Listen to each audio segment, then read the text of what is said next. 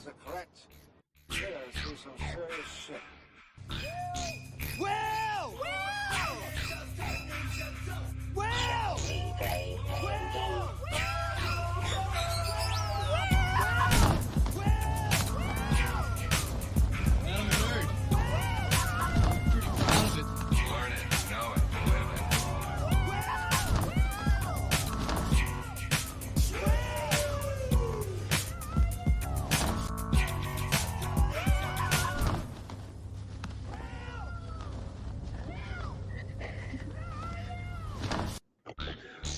What up? No, shit. Oh, God.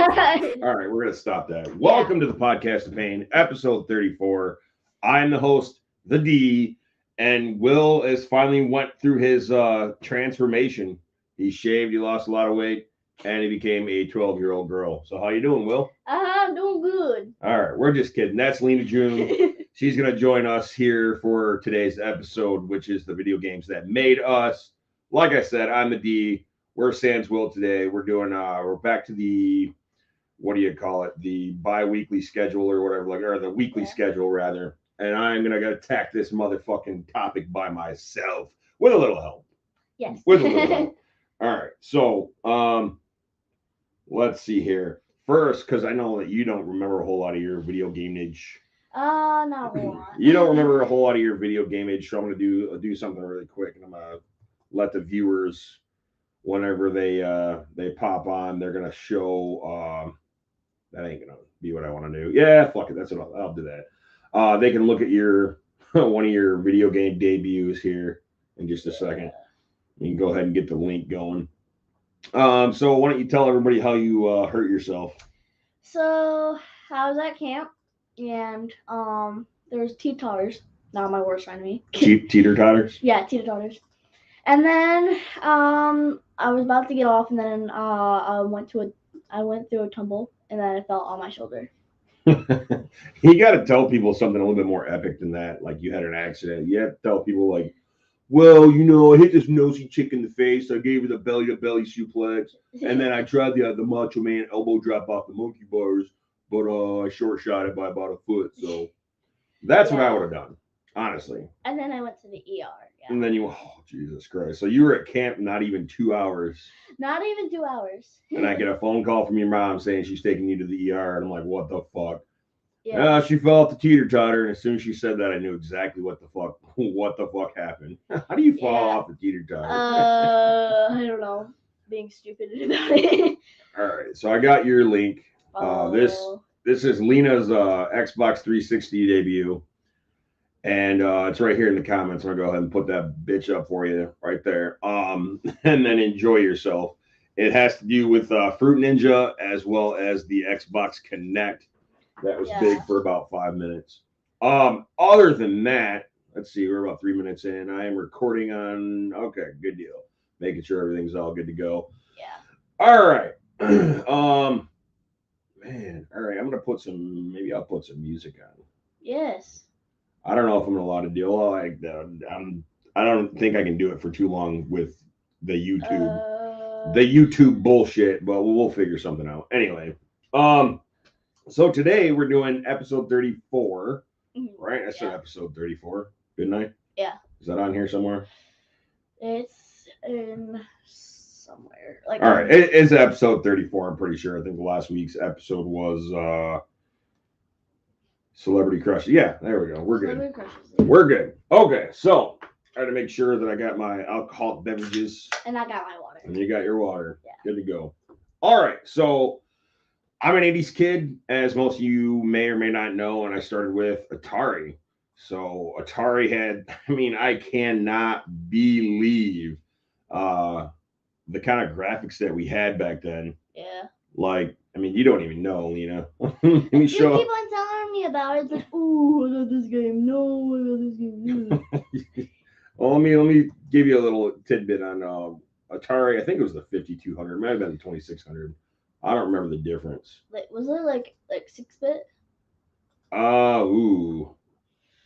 I believe you are correct. Was it 6-bit? Does anybody in the chat know? No one's in the chat. I know, no one's in the chat. Thank you for showing up. Well, it's partly my fault, I think. because I said I was going to go on at 5:30. It's now almost 6 o'clock.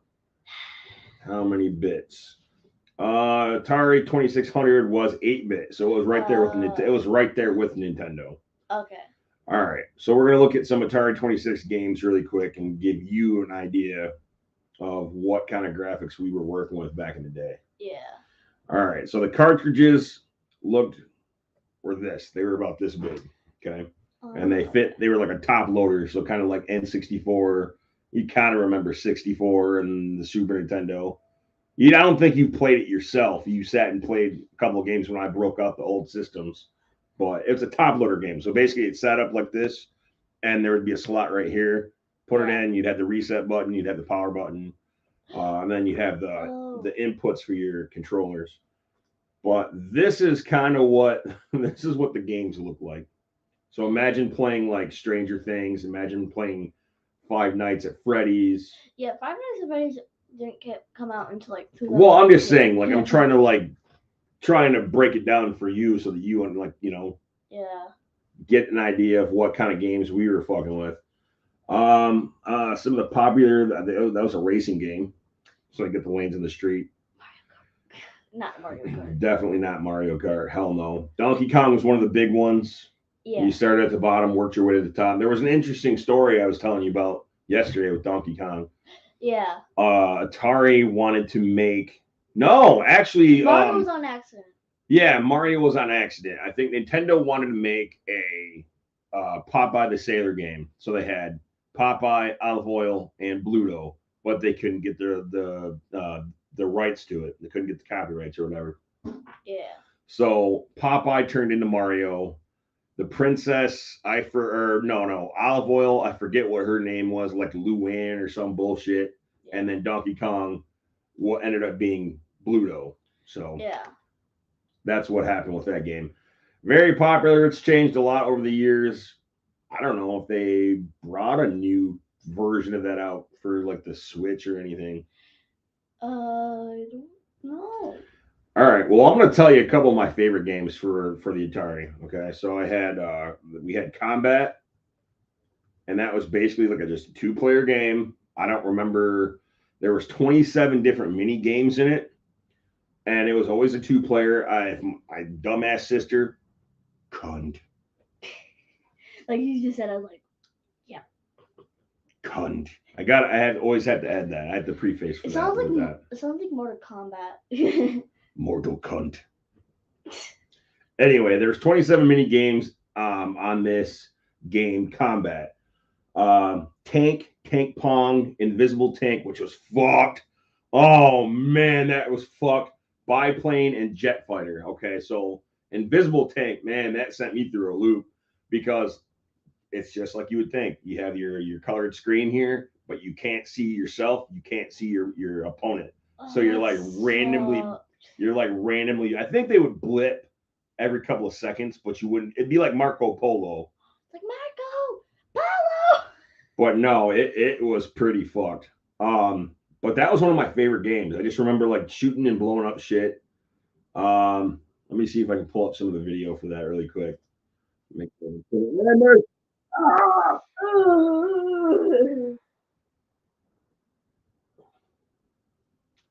1977 is when they came out. 1977. So that's pretty much like the kind of Mario Kart that we had. Oh. 8-bit at its finest. So like it's like tanks. Yeah. Okay. Combat.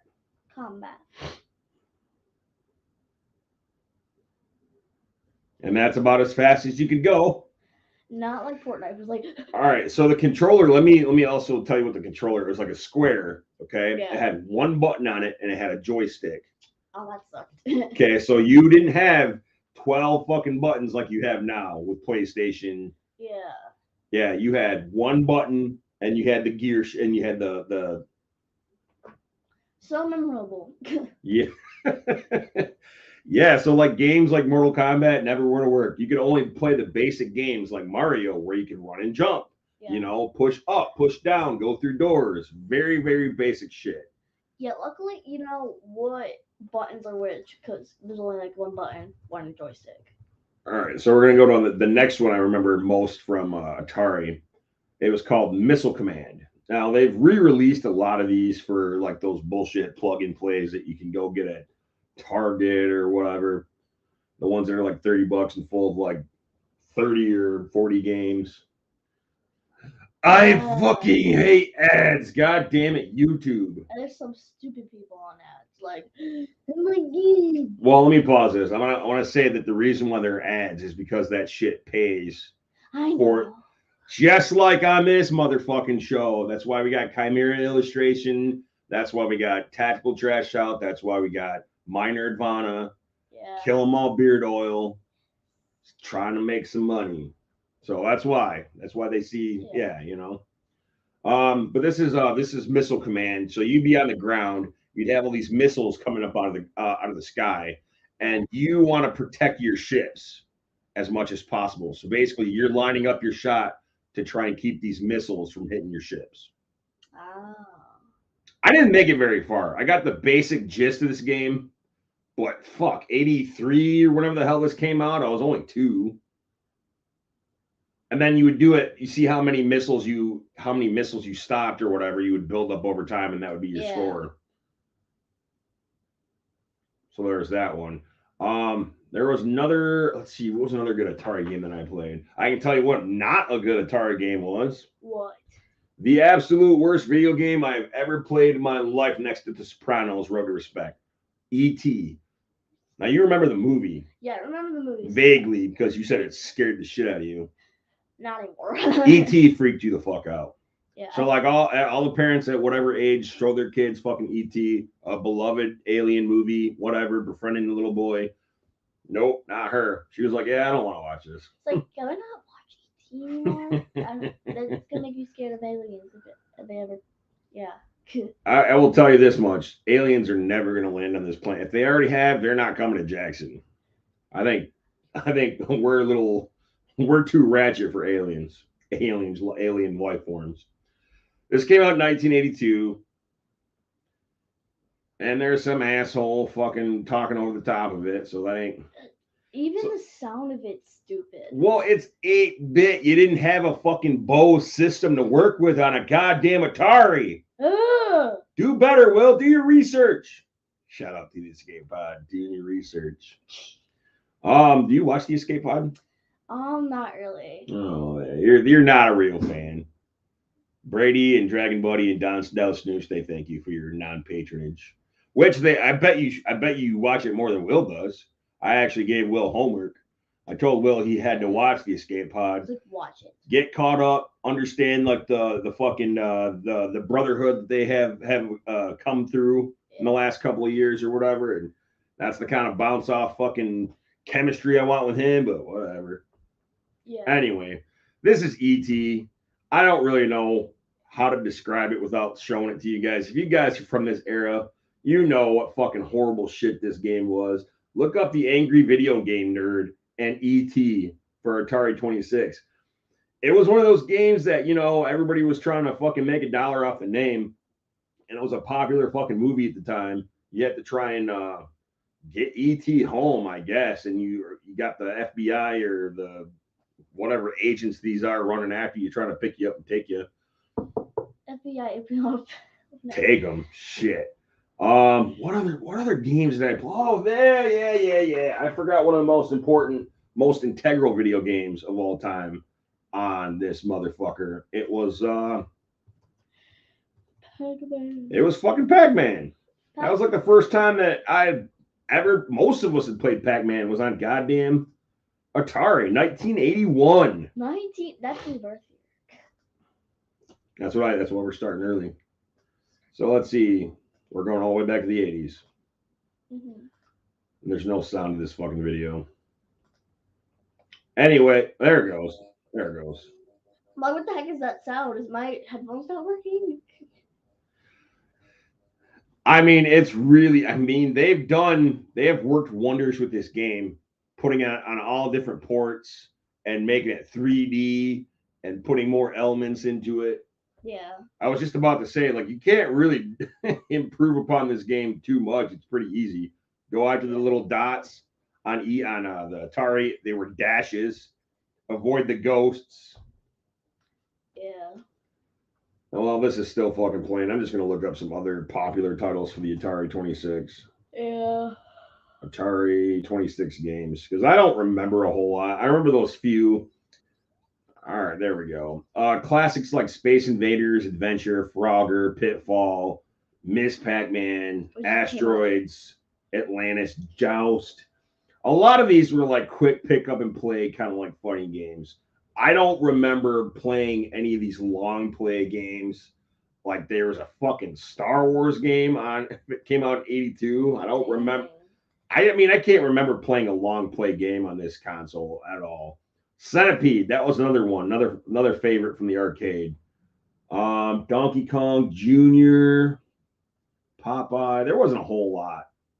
I mean, I want to think there were a lot of games for this console, but top 10 list, okay, pretty basic. A lot of these got re-released on those plug and play consoles and even on the arcade one-up machines, but that's all we're going to talk about as far as Atari. I remember my parents had something prior to Atari. It may have just been something inclusive with Atari, where it was just Pong. I don't remember having a cartridge for Pong. Like ping pong or just pong? Well, Pong is ping pong, Okay. essentially. Like so, basically, you have a little bar over here and you have a little bar over here, and you can. We had the paddles where you could turn the little dial, and that would go up and down. And then you had the little clickers on the side, the clicker buttons on the side. But yeah, it was essentially ping pong / table tennis, whatever. And I don't think we ever had television. I did some research prior, and television was like a kind of like a fucking phone. So it was kind of like a phone. It had like number pad on it, and then it had a control stick at the bottom. But I don't remember ever having So that. it's like phone. What I literally just fucking said. Oh God. This is why you're not on the show. That's why you're not on the fucking show. Do better, Will. God damn. God damn. Does it still work? Yeah. How do you know? Cause I can hear myself. No. All right. Now we're gonna switch. Boom. We're gonna switch. Shit. Come on. There we go. We're gonna go to the Nintendo Entertainment System, which came out October 18th, 1985. Was 4. And this was one of the fucking. This was pretty epic for me. Top 100. There we go. So I would also like to give a shout out to the homie Joe McIntyre because it was because of that motherfucker I was introduced to Nintendo and thus not becoming worth a shit in my later days. So thanks, Joe. Appreciate you, man. We got 4 viewers already. Oh wow. Oh, and we got a shit ton of comments. That's awesome. So it looks like we got Steve Long in here. We got Lunar Girl. We got DragonBuddy's in the house. Hell yeah! See, do your research. And Boom, good shit. Yeah, all right. Yeah, see, I don't remember the dial controllers though. I remember just they were just fucking black paddles. They had like a dial on the top, which had like an orange band around it, and I want to think they had like clicker buttons. It was for a specific game though, but that's what I remember having. yeah. Okay, so let's see. Good shit. Well, thanks for joining the show. This is, if you guys are just tuning in, this is definitely not Will. This is Lena. Say hi, Lena. Hello. All right. So 1985 came along, Nintendo, Yeah. which the great. I mean, you remember this vaguely. I remember. All right. Well, that definitely killed a lot of hours. And like I said, I wasn't motivated to better myself at all. That was a pretty epic system. That was what everybody wanted for Christmas. I think we ended up getting it for Christmas. Yeah. So like they would have the. It's so hard. What are you talking about? So like the cartridges, yeah. And then Yeah. You put them in, and then They slide in, and then you close the door. they close the door. Yep. because I'm like remembering now. I'm like, how do I use it? And it was probably one of the most favorite like fun things as far as video games, but it was also one of the most pain in the ass because these collected dust like nobody's business. Yes, like you'd have to blow them out. I've never had to do that with any other system. really? Except, not N64, not Sega, just regular Nintendo. It was a pain in the ass. And for Nintendo, like there was all kinds of shit that I remember as far as their marketing. Like they had this little robot guy that reminded me of Johnny Five from Short Circuit. I'm like, what? I'm like looking at him like. I don't know what the hell it was used for. I didn't do that much research, but I know we didn't have it. It's help for a servant. Now, how many buttons does a PlayStation 2 or PlayStation 4 have? PlayStation 4. So there's the 2 joysticks. Buttons, fool. L1, L2, R1, R2. I'm not thinking the ones that are on the controller, not on the side, top. So 8. Now take a look at this controller. How many buttons do you see on that motherfucker? 4. Well, technically 2. Well, yeah, start and select don't count because we didn't use those. But yeah, so a lot of games used A to jump, B to attack. Very, very basic video games. Not like fucking Red Dead Redemption or Call of Duty and shit now. Yeah, Mom's having a hard time with Red Dead Redemption too. He's like, I'm done. I can't find the treasure now. Yeah, those are kind of a pain in the ass. Yeah. They had a lot of different, they had like the Twin Famicom. They had the new style. It looked like an SNES that came out years later. Yeah. A lot of off-brand ones that you'll see at like disc traders and shit like that. But yeah, hell yeah, definitely. What do I want to talk about as far as the Nintendo? Let's talk about some of the controllers. All right, so I remember back in the day they came out with NES Advantage and the NES Max. Now NES Max was helpful because it had the ability to like turbo. So like if you wanted to fire faster, you would push the turbo version of B. If you wanted to do like multiple jumps real fast, it fucked you up if you were trying to play something like Mario. But that was like one of the first newer designs of the controllers that I'd ever seen. Yeah. NES Advantage was cool if you were more into your arcade games. It's more of an arcade style stick. Also had the turbo that you could adjust, to your desired liking. It's like I want to go slow mode. I used that for fucking 5 minutes, never again. What the heck is that? The NES Zapper? Yeah, you don't know nothing about that. So there was probably 3 games I remember playing this with this. Hogan's Alley. There was another shooter game, and then the one that irritated everybody the most was called Duck Hunt. So you're basically a fucking duck hunter. It's duck season. You see these fucking ducks, zigzagging all across the screen.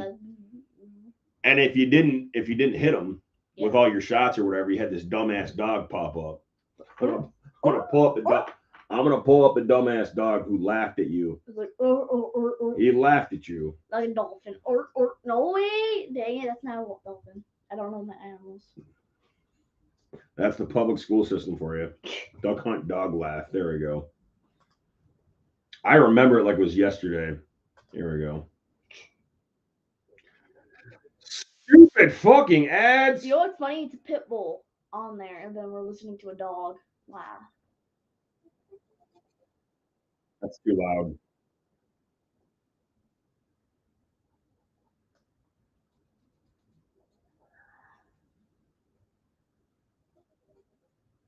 What? That's not a pit bull, by the way. Well, it's a dog.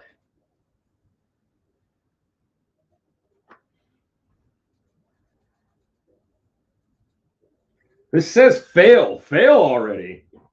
I know, right? All it's getting is the easier version. That's it. Now, one thing about this game is my sister and I, cunt, we thought we'd be slick, and I'm sure everybody else did this too. where they would stand up close to the TV Yeah. because they used like laser sight for the gun. Oh, there it goes. So that's what happens when he would laugh at you. It didn't laugh. It was 8-bit Nintendo, Lena. You didn't have like I'll show you Punch Out. Punch Out terrified me for the longest time. Yeah. So let's hold on a second. Punch Out. Oh, Bald Bull. Laugh. Bald Bull's laugh scared the fuck out of me. But before we get to that, we're gonna keep talking about this really quick. So like they had laser sight for the zapper. Oh. And so it would, you point it at your TV and it would line up the shot or whatever like that. Yeah. My sister and I, cunt. You already know that. Oh, I say it every time. I say it every time. Anyway, but we would line up the shot and everybody would get closer to the TV thinking that would increase your chances of shooting a duck. Not all the time. Not all the time. But that dog was definitely a fucking dickhead. All right. So as far as Nintendo, can I assume most everybody's favorite game on Nintendo was Mario at the time. Yes. It definitely grew over the years, but like when that system first came out, that was Nintendo. Everybody was about Nintendo. I actually, as a matter of fact, so my parents got that for me for Christmas the year it came out. Uh-huh. And excuse me, we had this family thing back when our family wasn't so fucked up. You weren't there. Of course I wasn't. Anyway, 2010. I know. Let's just stick with me here. But we had this thing where we would always go to my Aunt Carol. Yeah, my Aunt Carol and Uncle Stan's house. They lived over on Falcon, way the fuck out that way. Whee! And we would meet up with our other relatives, cousins, shit like that. Yeah. Grandpa Bill would come out with his mom, my great grandma, and which you never met her either. Yeah, of course. But anyway, we would get our presents from them at that point in time, right? Yeah. The year that Nintendo came out, my mom was telling me and my sister, "Hey, it's time to go, to go to Aunt Carol's house." And I was like, "No, I ain't fucking leaving. I'm playing Nintendo." Yeah. And she was fucking pissed, like the whole goddamn day pissed. Yeah, cause cause me and Piper, remember? No. So Piper and me, will be playing GTA on the PS4, and Mom's like, "Oh, I'm gonna go get groceries." I'm like, "No, we'll go stay We're here." gonna stay here. No, it was a different time. That was a totally different time. I know, but this is when we were at the apartment. Let's see here. So my parent, or at least my mom, was like super pissed at me because I didn't fucking go do the family thing, and Grandpa had to make a special stop to the house while I was still playing Nintendo. Like I was itching. Like I turned the TV off. Oh man, another thing you don't know about Nintendo, about video games, is back in the day, if you even bumped this motherfucking console, like if somebody walked by too hard and it was on a shelf, or if somebody bumped it on the floor or whatever like that, your game would be fucked. You'd get this blinking blue screen, which means, guess what? You have to start the fuck over again. Oh no! So if you're like 4 hours into Mario or 4 hours into Zelda or whatever like that, you didn't have a save system. You couldn't go and save your game. You didn't have memory cards. Some games had passwords, but we'll get to that. Yeah. But you had to start your shit over again. It's like you're going to the last level and then you're like. See, anything like remotely like that would fucking set the Nintendo. It was very temperamental. But no, there would be many occasions where my mom would try and take us to the store and I'd be in the middle of the game. And I'm like, okay, pause it, sit it down ever so fucking carefully. We'd leave the fucking house, come back, and maybe it was still on, but most of the time it was a goddamn blinking blue screen. Holy shit. DragonBuddy knows too, see? No saves. You played for 3 days straight. Go to take a piss and Mom shut that shit off. Yes. Literally. Like all moms were like, pause the game. No, it's online. I'm playing with other people. Yeah, see, that's like your guys' major, like this generation's major thing is like everybody wants to pause. It's on fucking, I'm playing online. Yeah. There's no saving it. Up, down, left, right. What do you know about that? You You don't know shit about that. The code. What code? Tell me what company. I'll give you $5. I'm not gonna win. All right, yeah, you're not gonna win. We'll talk about that in a minute. It's everywhere. People like trying to like start. It's Konami. Oh, Konami. I want to think that some other companies or games had utilized that later on, but for the most part, it was Konami. So Contra, I know that Fall of the Foot Clan on the Game Boy used it. Yeah. Right off, I don't remember any other games at the moment, but yeah, hell yeah. I know. You do get points for it being significant, so. I feel like Nintendo does it. Does Nintendo do it? Not just Nintendo. It was Not a specific. It was specific to okay. Konami, one of the companies that they put games out for. Yeah. So let's see. I'm gonna go through a couple of my favorite games that I had on Nintendo. Of course, Teenage Mutant Ninja Turtles is on that list. Yeah, those. Still to this day, even with Cowabunga Collection coming out for the Switch and other systems, I still haven't beaten it. Come closer, and it has a save system. You can rewind, you can pause, but it's still a fucking pain in the fucking ass, man. Literally, if you go downstairs, boom, a whole collection of Ninja Turtle stuff. Yeah, Mickey. Okay, this was definitely not a favorite. Mickey Mouse Capade. I'm on IGN's top 100 NES games. Fuck off, man. That was such a pain in the ass because you had Mickey Mouse. You were taking on all kinds of sprites and different enemies or whatever like that. And you had Minnie's dumbass tagging along with you. So she'd be one step behind you, but you had to make sure she made it to where you were. So if you're climbing up a ladder, you had to stay on that ladder for 1 extra second so that Minnie could catch up. But just leave her. She's not going to do anything good. You had to fucking take her. You had to keep her with you. She would get kidnapped, and then you'd have to go and rescue her. Thank God. So it's basically like Mario when they kidnap Peach. Nah, not even. Not even. It was basically like the precursor to Sonic and Tails. Yeah. Like on the Sega, which I don't think you played that either. I never played it anymore. All right. So let me go through some of these other ones. Double Dragon was a favorite of mine. I played shit like I didn't get into any of the Zelda games. I know those are a big deal, but like I got lost really fucking quick. I got frustrated really quick. Fuck that. I was a fucking idiot. I needed a map or somebody to tell me where the fuck to go, basically. I do remember playing shit like Legacy of the Wizard. Little Nemo Dream Master. Of course, I played a lot of the wrestling games. The wrestling games are fucking shit. You want to see? Okay, you've played the last wrestling game that I got. What was it 2K23? WWE? I don't think we got 2K23, didn't we? 24 is the one that's out now. Or no, you're right. 22 is the one that I bought. I'm sorry. How is it already out? I'm sorry. I'm retarded. Anyway, we're gonna go back to YouTube really quick, and I'm gonna show you this game. Yeah. So WWF WrestleMania. I'm gonna show you how garbage these wrestling games were back in the day. Here comes some more commercials. Yeah.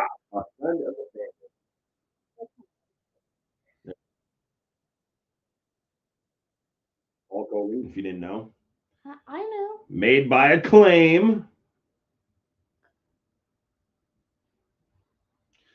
And I didn't really have a choice back in the day. They weren't coming out with like really epic. You had 2 buttons. What could you really fucking do in Nintendo? This was all we had.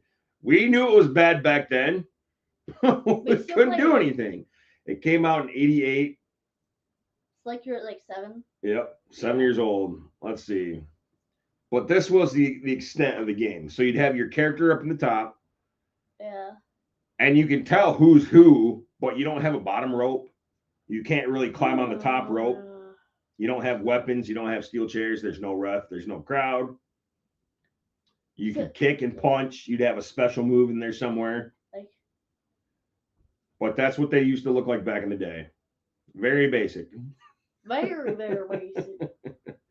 But yeah. They don't give color at the top of the characters, but they give color on the bottom. Yeah. I'm telling you, man, we were limited to what we had, but that's all we had. So we didn't know any better. We didn't know how awesome video games were going to be in the future. Yeah. Other games that I played, Mario was like a big staple with everyone in Nintendo. Super Mario 2, Super Mario 3 was pretty badass. Other games that I played in Nintendo, let's go through this IGN bullshit list. Shadowgate was probably about as hardcore as I got into what do they call them? Role-playing games. Me and your grandma Ange used to do that game pretty fucking hard. We would fight, we'd find all kinds of items. You'd get fucking dragons. If you picked the wrong door, you'd get burned up or you'd fall to your death. Oh, it's like pick a door. Oh, I'm gonna pick this cloudy one. Boom, right to your death.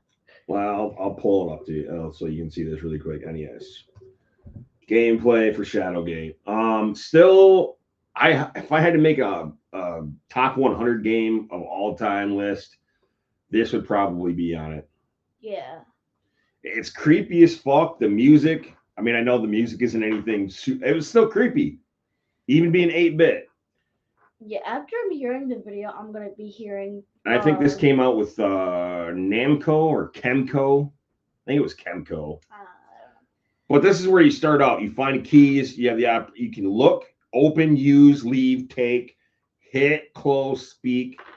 You know. Yeah. And they would ask you, well, what do you want to use this on? You can't use that here. But you can see on the you have a very basic map. It shows you where your moves are. Yeah. You know, the doors. And some asshole beat this motherfucking game in 30 minutes. I'm so pissed. In 30 minutes? I don't remember beating a Nintendo game in 30 fucking days. 30 fucking minutes? Well, 30 years. Literally. Jesus Christ. Yeah, no bullshit. Still working on Teenage Mutant Ninja Turtles. But this, you have like a helmet, you have skulls, you have a couple of weapons you can go in this room with this dragon. Yeah. And pick, but you had to act quick because every time you made a move, this fucking dragon would spew fire at you. And if the room got too hot, you'd fucking die. So like you had to prepare yourself. You had to put on the special cloak, take the most important weapon first. Keystroke. Exactly. You had to prepare yourself. There was a very meticulous way in which you had to beat these kind of games. Yeah. Again, Flame Steel. A lot of reading, a lot of subtitles for those kind of games, but they were still one of my favorites. Yeah, that's why I skip. Like. Yeah, you don't like the cutscenes in games nowadays. No, yeah, because they take so long. Very fucking spoil. That's part of the story, Dick. I know. I just don't like it. You just like to pick up and play, huh? It's like, I got this. I don't need to know what's going on. I don't need to know the fucking conflict in these two characters. Yeah. Just let me shoot some fucking buddy. Yeah. Battletoads, that was another fucking game I never beat, man. Hard as fuck. I stuck to mostly wrestling games, quick beat 'em up games like Double Dragon. River City Ransom was probably my favorite. Mm-hmm. Super Dodgeball. I don't care. It was lame as hell, but it was still one of my fucking favorites. We're getting to that one too. Trying to think. These lists are really dumb. Wrestling games. So my buddy Joey introduced me to Nintendo, and he introduced me to a plethora of games. He was the guy. So any game that I got because he had already had it. Yeah. Video games weren't really a big thing at the time. That quickly changed the year after Nintendo came out. Yeah. Let's see. But they'd be like just really basic fucking games. Contra was the biggest one. I'll show you Contra so you know about that up, up, down, down code. NES Contra. Late day. Yawn an awful lot. Yep. I always yawn a lot. All right. So this is Contra. A full run with no deaths. And it looks like this asshole. Hopefully this gets fast forwarded because this asshole has a 16-minute video. 16 or 16? So this was basically the extent of what Contra is. It's a side scroller shooter, very basic. You can upgrade your guns. Well, not even upgrade. You basically got these little blips You can get a machine gun, get your laser gun, get your spray gun. I was gonna say, didn't you say no deaths? But this kind of game, this is where the Konami code originated from. You'd go to the main menu, up, down, left, right, BA start. Unless you're playing with 2 players, then it would be BA select start. And you'd get 30 lives. I think you get like 3 on this normally. But there's probably like 7 or 8 stages on this game. Dang. I couldn't tell you how many times I've beaten this game. Joey and I used to tear this fucker up. Yeah. Whole lot of games. And see, a lot of the games that I'd also played on Nintendo that Joe introduced me to, he had beaten over and over, like 10 times over, before I'd ever got my hands on them. But it's pretty basic. There's different stages, different types of enemies. There's always a boss fight. Let's see what the last one.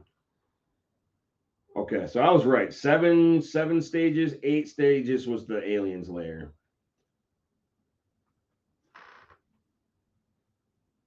Oh, that looks like the Demogorgon. Well, something not close to the Demogorgon, but still. No, the Predator. Oh shit, that's not even the end. I thought that was the end. All right, good shit. You got to go after the heart. Kill the heart. And they were protected by a lot of these squid-looking things, very reminiscent of the movie Alien, which you've never seen Alien, have you? No. Next weekend. No. Next weekend. You gotta see some of these movies in your lifetime. Yeah, but Piper's gonna be like, no. Well, then Piper can go fuck off. Which, by the way, we're also gonna send a shout out to Piper because she's not feeling good. Last couple of weeks, she hasn't been feeling good. I think she has strep. Yeah. And now she's just completely, totally fucking pitiful, wrapped up in several blankets down in the basement, laying on the bed watching Big Bang Theory. Yeah. All right, so one of the most annoying things that came out of beating a Nintendo game, if you were able to beat a Nintendo game, is you would just get, congratulations! You've destroyed the vile Red Falcon and saved the universe. Consider yourself a hero. Now take the fucking garbage out and do your goddamn homework. You got school tomorrow. Like, go to sleep. You have field day tomorrow. Or just actually, I have field day tomorrow. And then they just slowly like. You have field day. You're not going to participate in field day. Yeah, I'm going to field day, but I'm just not participating. Which we're going to have to figure that the fuck out because you get out at 3. I get out at 3. And then I got to go pick up your sister at fucking 3:30. Because they're not going to cart you back to the school, are they? So here's the thing. You can pick me up, and then I can, but also I can get bussed to Kiker, then go to the crossing. It's not going to work. So that's why I'll pick you up like normal? Yeah, sure. Okay. I just have to ask which bus goes to Kiker. All right, good shit. As far as Nintendo, I never played any sports games. The Nintendo was probably as close as my immediate family got to one another. My dad didn't fuck with it. He played Pebble Beach golf. And that was my first introduction. Yeah, I know. He's a dork. What? That's all he ever wanted to do was play golf games. So like when we first got a computer, we had a fucking floppy disk that had a golf game on it. Mm-hmm. And they would have the 8-bit fucking golf clap sound when you got the, yeah, it was really bad. So, but my mom was hardcore into like shit like Shadowgate. I think she played Zelda. Similar games like Crystallis, Deadly Towers, Faxanadu. You know, there were some. I mean, they were all basically the same kind of game. Yeah. Fester's Quest was another one I never got. Man, I could tell if I had a dime for every game on Nintendo that I never beat, I'd be a rich motherfucker right now. 401k would be funded completely, and that's without the employers matching it. I don't remember playing a whole lot of the Epic games either. I was a Ninja Turtle and a wrestling game kind of guy. I would more or less just briefly play these games like the Batman. Oh. Now, did you play Arkham Asylum or Escape from Arkham Asylum, Return to Arkham Asylum? You probably don't remember. I need a refresher. You need a refresher. All right. Well, I'm just going to show you Batman on Nintendo, show you what the graphics were like on this motherfucker. It was based on 1989's Batman, the best Batman, Michael Keaton's Batman. Yeah, you were like 8. Yes, ma'am. 1989. And this is a long. See, this pisses me off. World of Long Plays has this listed as a 28-minute and 24-second video, which means he beat this fucking game in under half an hour. Sunsoft. That was another company I fucked with a great deal in my gaming days.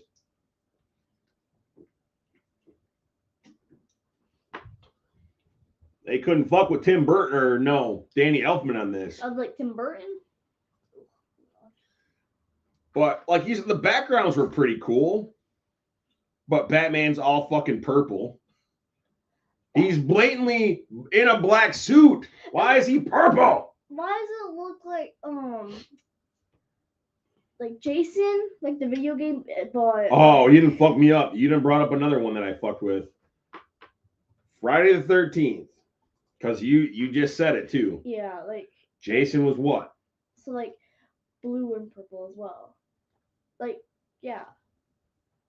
I mean, I don't know how hard it would have been to make him like flesh colored or whatever. He had like a green or dark brown type of outfit. Yeah. It wasn't that hard. And this was another one of those fucking maze games where you would just walk around forever hoping you were going the right way. To escape. Then you run around, and then this asshole fucking beat this game in 43 minutes. Here we go. This is what a Jason fight looked like. Yeah, blue and purple. Now, what's that look like he's got in his hand? A hatchet. Well, that's what it's supposed to be, but what does it fucking look like? Because to me, it looks like a goddamn... It looks like a fucking toothbrush. Like, cut my teeth. Okay, so let me fast forward and show you what the end of this game looked like. Okay, now mind you, you're taking on Jason. Yeah, I don't understand why he's got like he looks like Pinhead is what he looks like. Yeah, but blue and purple. Blue and purple. Okay. So you get through this monstrosity of a fucking game. The music stressed me the fuck out more than anything. Now, in Friday the 13th, anybody that knows anything about the movie is you never fuck with zombies. There were no zombies unless you counted Jason, who I consider to be a deadite from Evil Dead. And it doesn't look like this guy even fucked it up. It's not the whole game. So fuck you. You had to fight Jason's mom's head. And if you won, it was similar to Contra. Congratulations, you defeated Jason's mom. Yeah, the first killer was Jason's mom. Yes. I know my Jasons. Yeah, she definitely. Oh man, I tell you what, she knows the fuck out of her Jasons. So Batman. Let's see some other games that I played. As far as racing games, there was like RC Pro-Am, Rad Racer, pretty much any racing game that you could find in the arcade. Like I said, I didn't fuck with shit like sports games. Castlevania. Oh, that was another one of my mom's favorites. Is Simon's Quest. Where you were fucking with vampires and Dracula and all that. Man.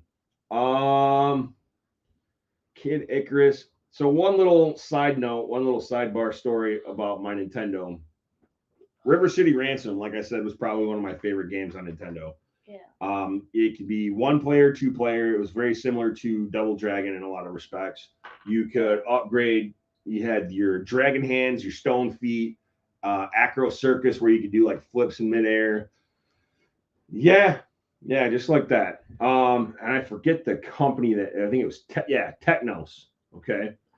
And at one point, I think it was 3rd or 4th grade, Joey had moved to Litchfield, which is about 45 minutes away from Jackson. Yeah. I didn't fucking know any better. I never left Jackson until that point. I knew it was in the middle of fucking nowhere. There was like miles and miles of nothing. But I didn't see Joe a whole lot. So desert or something? No, not the desert. It's just out in the country. Oh. But I had let Joe borrow River City Ransom. Yeah. And he let me borrow his pro wrestling, which I'm going to get to that in a minute because it was a frustrating fucking game. And we didn't see him for like 3 months. My mom was pissed. She's like, "You're never going to see him again." Like, you're never going to see him again. What's wrong with you? Hey, it's what it is. RC Pro-Am, that was, oh man. If you like Mario Kart, you'd probably not like RC Pro-Am.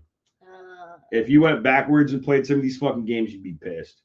But they had stuff like they had DuckTales. They would take properties from movies and TV shows and cartoons and stuff like that.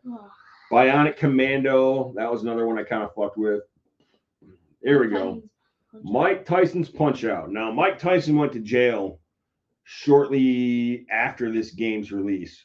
Dang. And they re-released it without him. Now, the game actually existed before this in the arcades. It was just called Punch-Out. It had a lot of the same characters. It was the same basic mechanics. Yeah.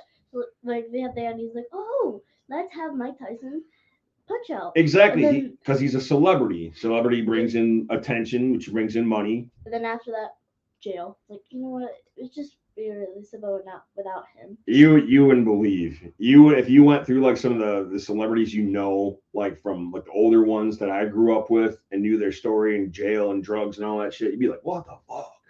All right, so Punch-Out was a fucking frustrating game. Joey had taught me, or at least shown me, a lot of the tricks in a lot of these games. Like in Mario, there was the World 3-3, the infinite one-ups that you could get off the Koopa Troopas. I could never get my timing right. He was the master at this fucking timing shit. And it wasn't until I was a goddamn adult that I started learning the tricks of the trade. But Punch-Out was another one. I always played against Glass Joe because he was like the easiest guy. You know what I mean? He was easy to beat. He barely threw a punch. Everybody else that I ever seen play this game could beat Glass Joe in 20 seconds or less. I used to like to fuck with him. But Bob Bull's his laugh. So you're saying that it freaked you out? Yeah, it did. It did freak me out. So I'm gonna try and find the right video. How to beat Bob Bull, how to counter. See, the thing about Mike Tyson's, well, it's really all Nintendo games is you had specific spots where you like timing. It was all about your timing. And I had absolutely dick for timing. So there we go. I want to know what happens when you lose. Like, just put Ball, bull. When you lose, like, lost. No. It's probably not gonna fucking. Oh, there we go. Losing to Ball Bull. Oh my god. Shut up. And they're not gonna be able to hear it over this fucking cackling bitch. So anyway, if you guys know, you know. He had a cackle, okay? I wonder if I could pull it up. OST video game. There we go. I'm gonna try one more time to try and find this fucking shit. Because it did. It creeped me the fuck out, even though it was 8-bit. Yeah, I'm tired today. So while I'm looking for this, why don't you tell everybody what some of your favorite games are right now? One of my favorite games, a little bit of Fortnite. Yeah, a little bit of Fortnite. And I just got back on Five Nights at Freddy's Security Breach. How did you first learn about Five Nights at Freddy's? So there's a whole lot of videos on the internet and then TikTok videos. I'm like, you know what? This is kind of my favorite. Yeah. So did you start with the first one? Yes. I started with the first one and then I started with Security Breach. Because I remember when I first learned of Five Nights at Freddy, it was you could play on your computer or you could play on your cell phone. Yeah, this was before it came to the consoles. Yeah. And it was creepy. I got the general idea pretty quick. Yeah, I wanted to put it on my phone, but then when I realized you had to pay for it, I'm like, no. Yeah, that's no good. That's no good. That's no bueno. Until when Xbox put it out, I think you downloaded it on there. Yeah. And then there was cheats on there, so I beat that pretty easily. All right, here we go. Mike Tyson's Punch-Out. And man, when Scott Cawthon died on the first, when spoiler alert. Some of them do. I like the fuck with you. It's all good. Like at the end of it, when Scott Cawthon died, it creeped me out. Like, Okay, so right now I got this booted up. This is probably one of my favorite fucking websites nowadays because like you can listen to the entire soundtrack and in some cases sound effects from all your favorite video games. Yeah. Some of the new ones are pending or whatever, but each character you fought had a specific theme.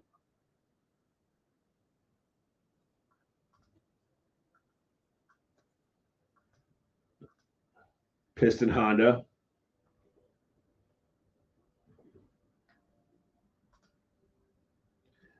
That's the music that would play when you lose. Yeah. Training for your next fight. Oh man. I'm gonna have to download some of these for the fucking Roadcaster. Oh.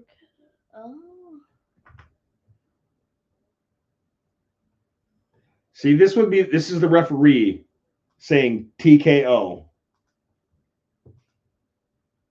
So you wouldn't have English words. So that's how we were fucking with Nintendo. It's like.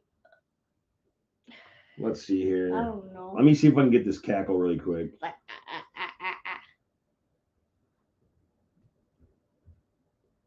That sounds like war. That's not that creepy at all.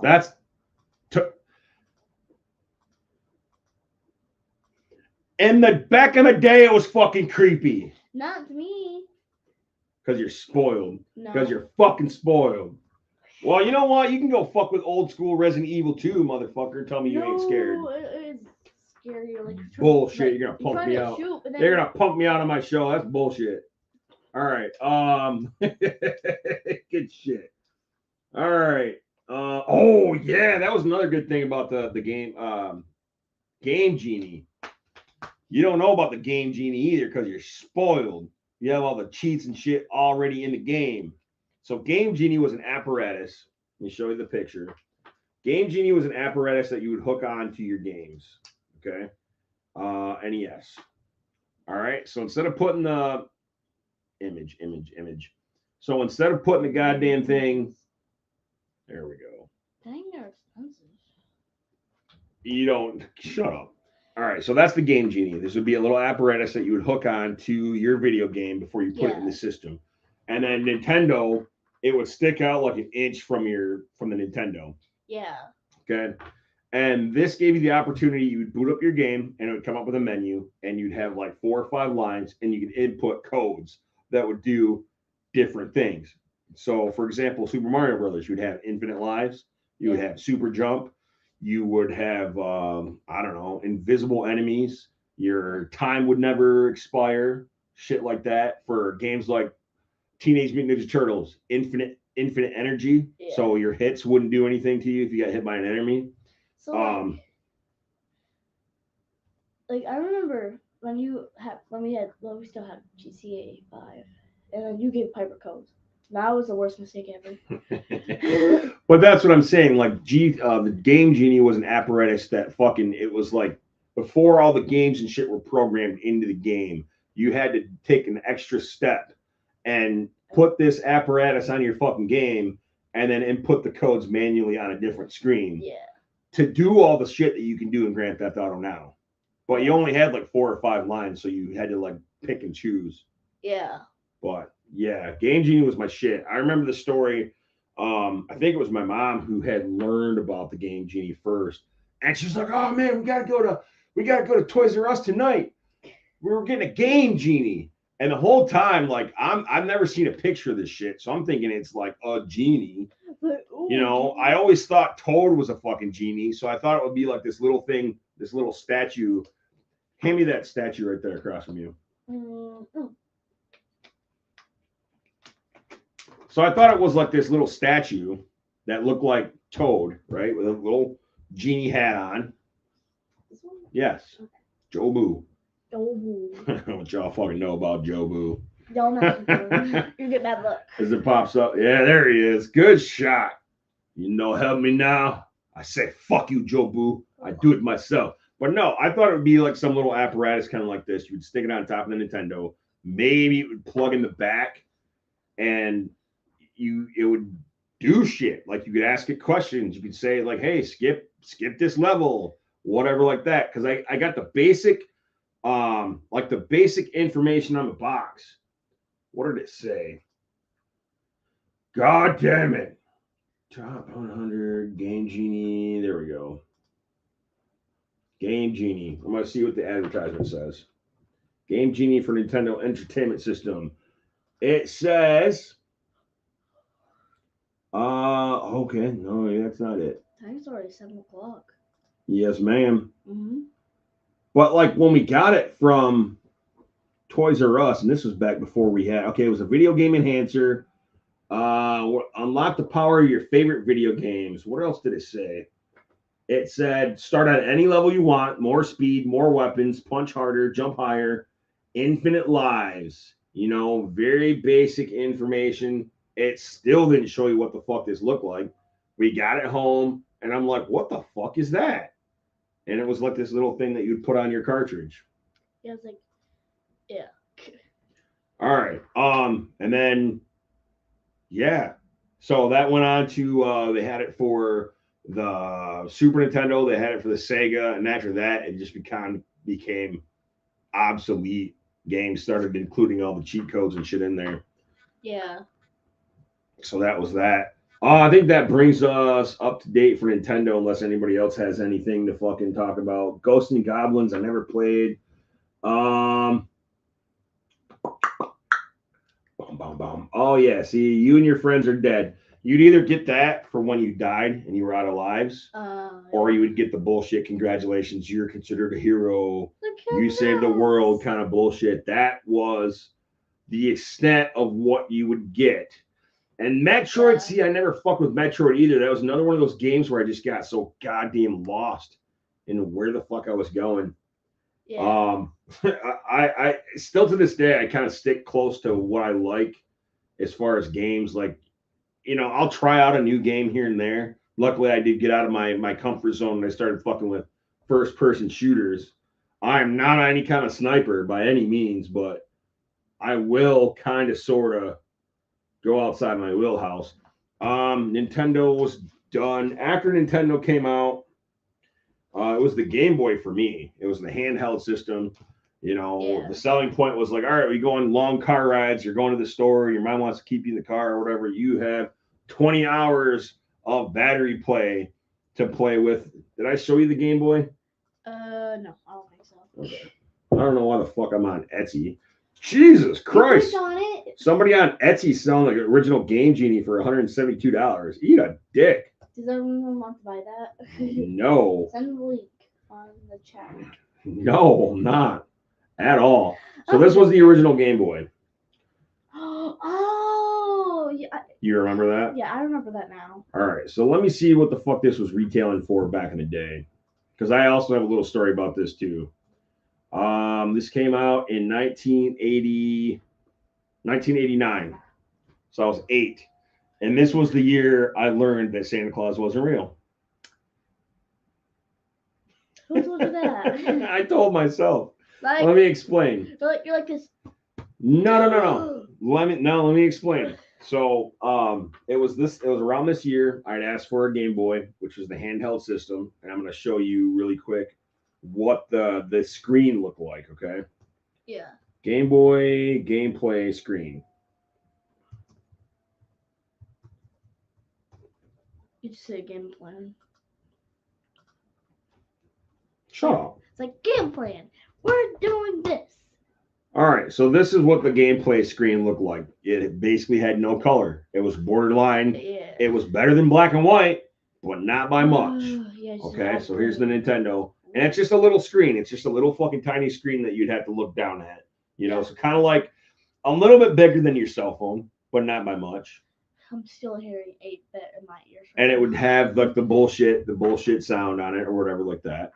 It was cool because if you had a friend who had a Game Boy, you could have the little cord hook up and you guys could verse each other in certain games. Ooh. Tetris, of course, I never had anybody nearby that would have a fucking Game Boy. This is before online gameplay was a thing, and you could play with Mortal Kombat with a friend in Vietnam. If you know, you know. But that came out April 21st, 1989. I asked for it for Christmas, and so shit. Yeah, I was 8.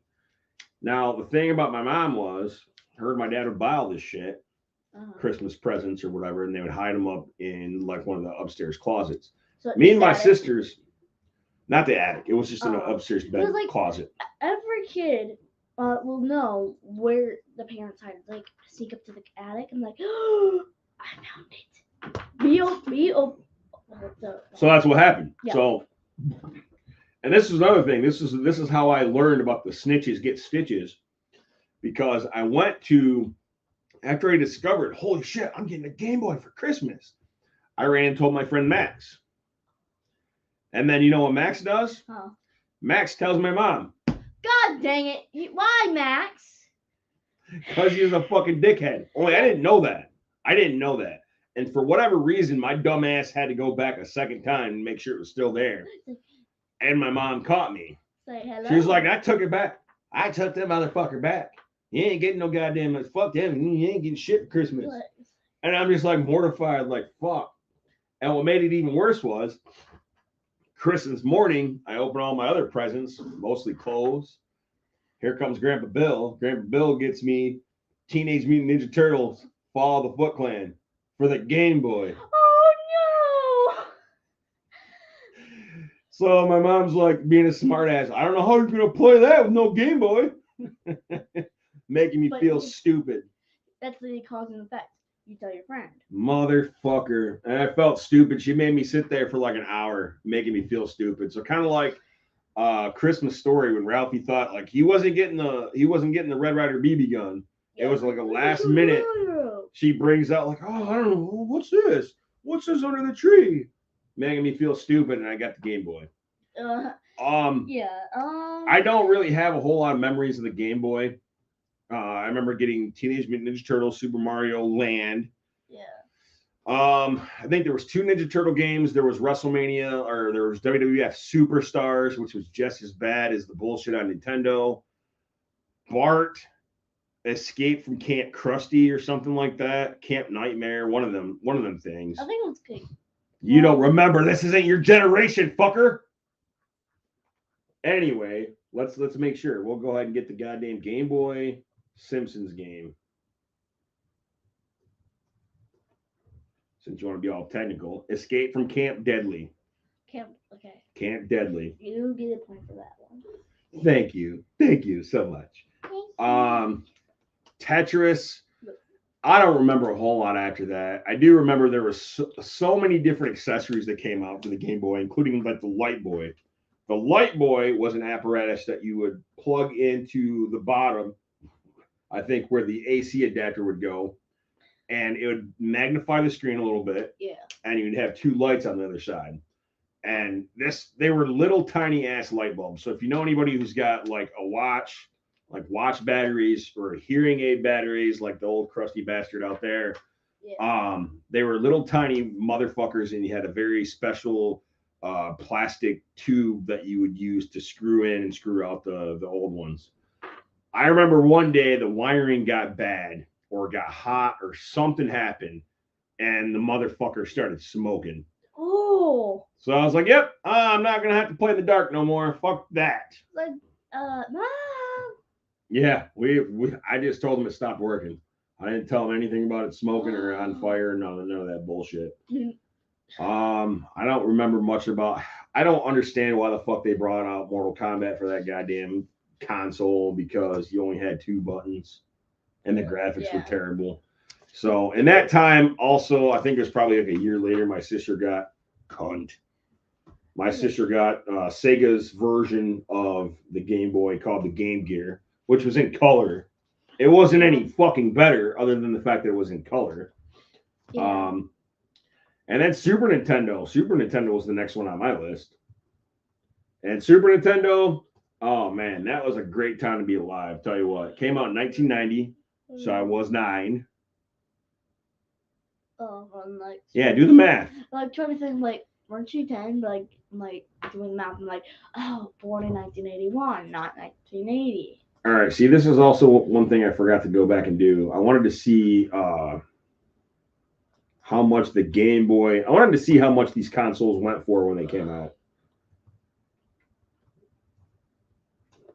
The Game Boy release price was $90. $90 fucking dollars. It was like the game. Nowadays, pretty much nowadays, yeah. You just wait. The basic Nintendo is also $89.99. You know, now we're up to where we're paying like $500 for systems. How much was the PS4? You really want to know right now? Yeah. Original cost was $400. Dang. Mm-hmm. And then adjusted for inflation after 2022, well, it was like $508. Dude. Yes, ma'am. So like I'm gonna tell a little story. Do not interrupt me. So yeah. We would have these papers, these little mini papers. We would use them for prizes and stuff. We would have ice cream at the cafeteria and all. But after, you would need 3 of those red papers to give to the teacher. They were called kudos. And then after inflation, it's now turned 5. Everyone was mad. It's like stupid inflation. Is that it? Yeah. Cool story, bro. Sorry, guys. Yes. Well, cool hat, dude. All right, so we're on to the Super Nintendo. Super Nintendo came out in 1990. Now, the cool story about this was that was also the debut of Target. It's like the first. Oh my. When Target first opened, one of the first things that they had there, they had a Super Nintendo that you could sit there and play in the store. Ooh. So they had a monitor, they had a TV, and they had the Super Nintendo. I think they had 2 controllers at that point. Yeah. So anytime you went, you had to pray that nobody else was taking their kids because there'd be a line. Dude, it's like Best Buy, like when they're having a sale on their phones around the store. No, this is completely different because you could actually play the Super Nintendo. I mean, like, wait. At Target? Yes, at Target. You could play it. There was a TV set up. Oh! Okay, I was so confused at this point. Because I thought they were like having this, like... No, they had a demo version of... They used to do that at GameStop, too, where they would have like a system set up in the store where we could sit there and play it for a few. Don't they still do it at Target? No. Oh, because like they still have the remote, so that's it. Yep. So Super Mario World, another epic reinvention of the characters in the title. Fucking epic. I loved it. I still love that. That's definitely I'd say it's probably my top 10 video games of all time. Top 10. Super Mario World. Hell yeah. So everybody and their mom had to go and get that. There was an interesting story attached to the Super Nintendo. And I think I mentioned it on the last video game related episode. I think that might have been the Patreon episode that I was talking about. Patreon, yeah. So I had a friend, his name was Bruce, and Bruce had his Super Nintendo hooked up to a black and white TV. Like You've never even fucked with a black and white TV, have you? You've been that spoiled. All the TVs you've fucked with have had color. Yeah. All right. So when you take something that's in color, yeah, and you put it on a black and white TV, you have shades of gray. You have white, grays, and blacks. White, grays.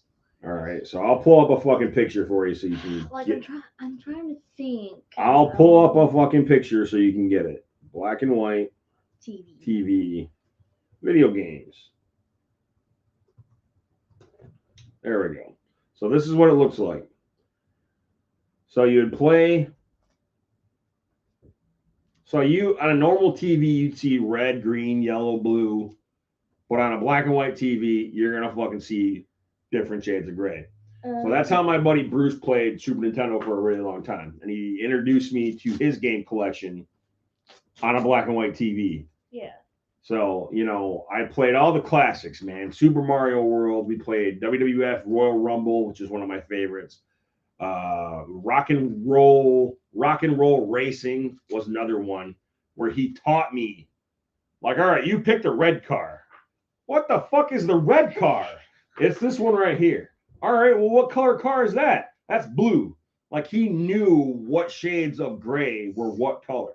That's how fucked up that is. Dude. That's how well, or he just played it that well. He knew, you know, he knew what the fuck what was going on with the shit. So you picked the red car. Man. Are you colorblind? Because that's purple. That's pretty, yeah. Anyway, so I was playing that shit on the anyway, this was also back in the day. Video stores were still a thing. You could rent consoles. And I believe he rented a Super Nintendo the weekend that I went over to his house after I broke my finger. No one? Legit, I broke that finger. And I don't even think I told my mom there was anything wrong with it because I didn't want to miss out on the sleepover. And we're playing fucking video games like all goddamn day. And luckily, Super Nintendo only had the top button, and then the 4 buttons for the control. So I didn't have to utilize this one. Yeah, so like basically, well, I broke my shoulder and I still didn't get to go to camp. Lame. So like, he's basically calling people colorblind.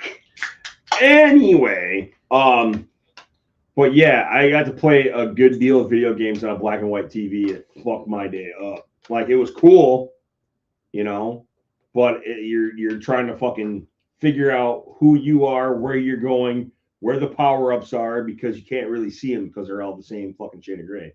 Anyway, Super Nintendo, Mario Kart, Super Mario World. I remember Mario Kart, but not really Mario World. We're gonna have to school you. So that was also the introduction when the wrestling games brought in the ability to grapple your opponents, like grab them and set them up for another move. Royal Rumble was my shit. Oh man, it was my shit. It's still very basic compared to shit today, but oh man, you could use the steel chair, you could throw your opponent outside, you could knock the fucking referee out. It had theme music when the wrestlers fucking came out.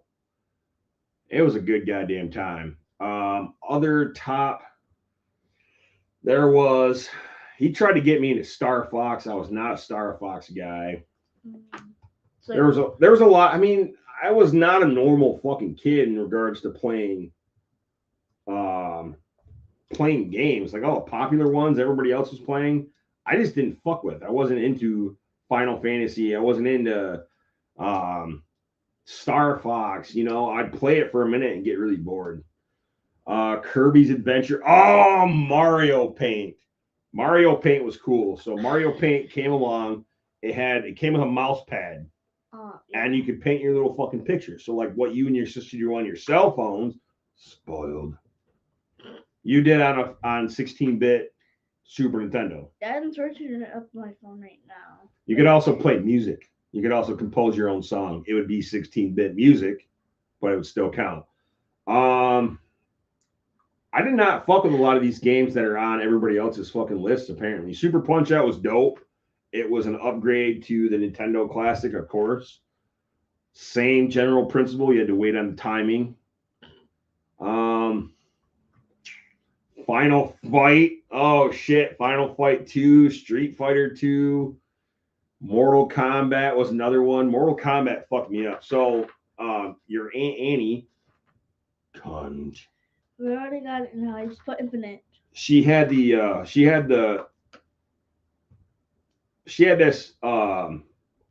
tendency to rip the fucking cartridge out of the top because it was a top loader. To rip the cartridge out of the top without ejecting it, and that therefore fucked up the circuit board or the motherboard or whatever that would connect your game to the system. I'm not satisfied. And I couldn't play certain games for the longest time. Like the shit would freeze up. So Mario Kart, if you drove in the water, if you drove in the sand, Yeah. if you skidded on the asphalt.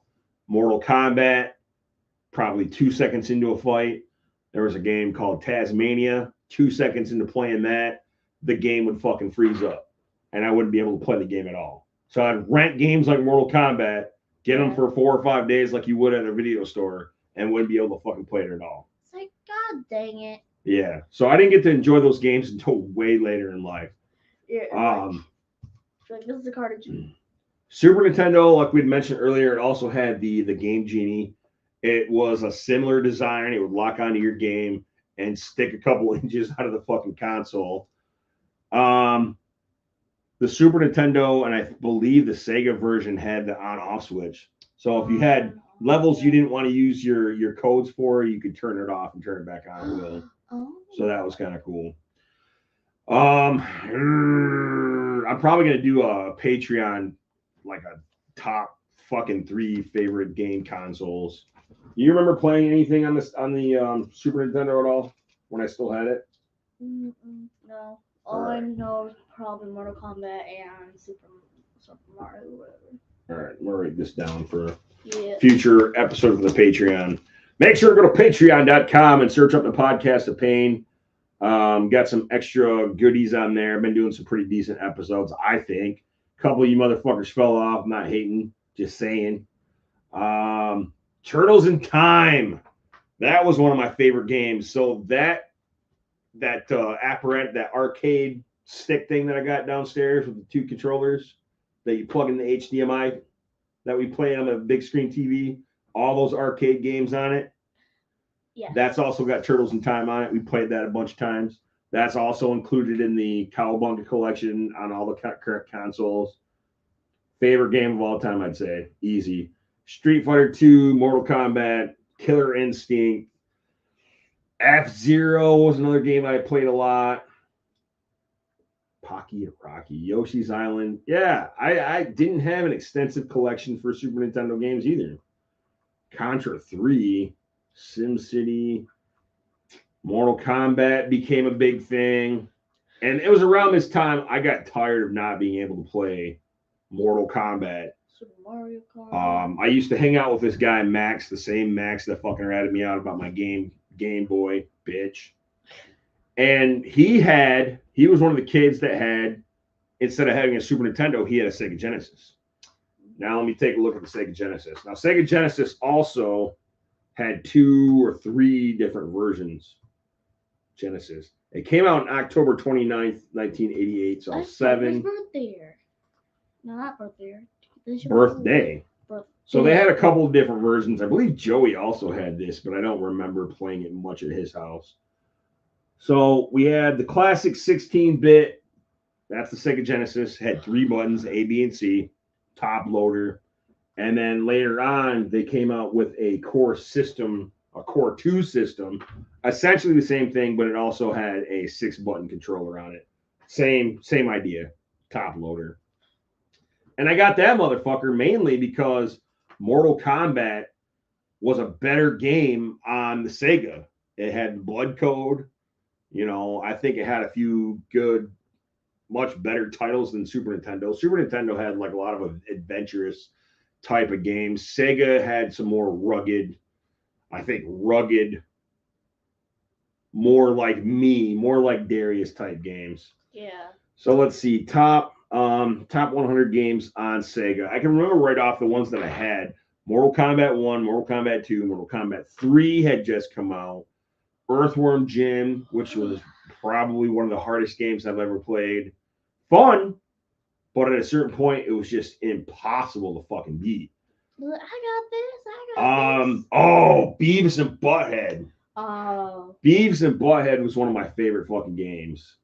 You had to go look for pieces of concert tickets so you could go and see Beavis and Butthead's favorite band, Gwar. Gwar. How do you spell that? Gwar. Gwar. I learned a lot about fucking hardcore grunge and rock and roll because of Beavis and Butthead. Because I thought it was like Guar. Nope. With a W. There were some classic games that I got into. Like, I guess I feel like that's my niche, or my niche, if you will. Those kind of just button masher type of games. Like Golden Axe was my shit. Streets of Rage, that was my shit. I didn't get a chance to play Ninja Turtles Hyper Zone Heist, which came out in '92. I was 11, and it turned out it was basically just Turtles in Time with a couple of additives, couple of subtractions. Which I hate how they fucking did that bullshit.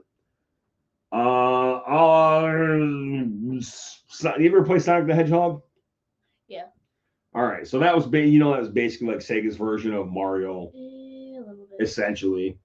I had the fucking Sega CD for like 5 minutes. It was back when I think it was Toys R Us was selling it for like $50, and I was like, "Oh yeah, badass!" And I wanted to get WWF Rage in the Cage, which is basically an extension of Royal Rumble, except you had the cage match option. Didn't get that far. Didn't get that far. That was a long load time, and I was just frustrated with the son of a bitch. Echo the Dolphin wasn't my cup of tea at all. I played games like Road Rage 3. That was before Grand Theft Auto, Road Rage 3. You'd be on a motorcycle. I think it was a race, but you'd be racing other motorcycles, and you'd basically have shit like bats and sticks and chains, and you could whip at the other fucking players and try and knock them off their bikes. You don't know. You don't know shit about that. But I remember my library for the Sega was really short, was really small, really short lived. Mortal Kombat, Earthworm Jim, those were the ones of note. Road Rage was something I rented from the video store for a long time. We had a lot of late fees for that one. Shortly after that, we moved on to the bigger and badder. We moved on to PlayStation 1. This is where we start bumping up in quality. Was it 2000? It said it was 2000. No. This was before. This was okay. PlayStation 1 came out in 1994. They re-released it in 2000. It was a different design in 2000. So I was about to say that doesn't sound right. I was 13. My cousin Ty, he got it first, and I played it at his house, and that's where I started getting into the new school systems at the time. PlayStation let's go top 50 games. Top 50. We're not going through 100 anymore. Well, I don't remember a whole lot about the PlayStation either. So my cousin Ty introduced me to it. He had a game called Destruction Derby. So you're basically like in a demolition derby. You have probably 10 other cars, and the objective is to run into each other until everybody's car doesn't work anymore. God dang it! Why'd you do that? No, that's the whole purpose, to run into each other until everybody's out. So that was a fun game. Looking back at videos on YouTube of it now, it was garbage. I want to see a video of like how it was. Of Destruction Derby? Yeah. Okay. So Destruction Derby on the PlayStation. Some of the games of note that I had on PlayStation 1, definitely Mortal Kombat Trilogy. Mortal Kombat's always been a huge staple in my life. Jesus Christ. Oh, gotta talk about WCW versus the World here in a second. I'm gonna go ahead and play this clip for you.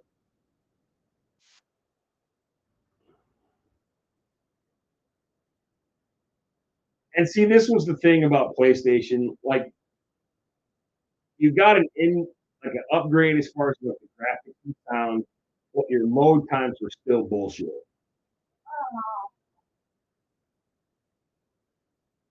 Maybe we could just put gameplay.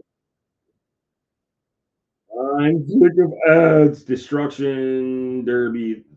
There we go. Destruction mode. And that's where everybody was like pitting against each other. 60 frames per second. 13 minutes. Oh, that's Destruction Derby 2. I didn't know they made a sequel to that. So you got all these cars. You get a great big old fucking arena. It doesn't look that so bad. And then you see there's 6 spots that you're focused on before your car is fucked. Yeah. So your object is to destroy everybody else's car before you get all fucked up. Yeah. So you also, in addition to getting hit by cars, you got to watch out for running into walls and shit, because you could fuck up your own shit. You know? I'm hearing explosion 8-bit right now. Like, And me personally, I didn't fuck with games in the regards like race car games.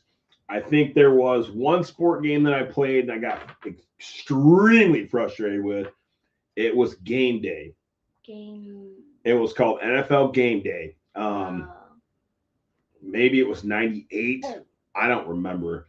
But, you know, it wasn't as simplistic. This is where your gaming started to get a little. You had to bring your fucking A game and step it up. It wasn't like Troy Aikman football, which I had on Sega. It wasn't like, God damn it, Tecmo Super Bowl on Nintendo. You know, it was a whole different ball game in that regard. Yeah. I tried it, hated it. Excuse me. PlayStation also gave me Abe's Odyssey, Abe's Exodus.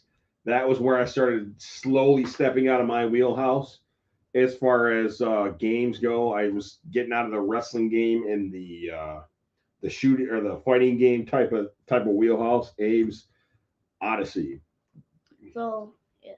You play Abe, who's trying to save his race of people. Basically, you guys are all locked up. GT Interactive that came out in '97. Let's see if I can pull up some video for you. I thought it was fun. I never beat that either, but goddamn, it was pretty dope. It was a nice step away from the norm for me.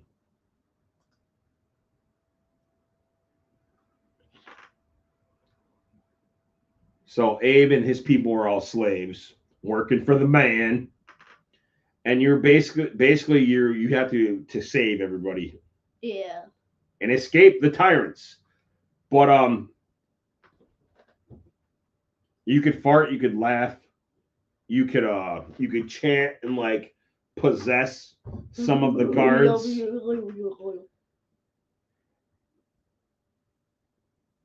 It was another one of those games where I quickly got lost, man.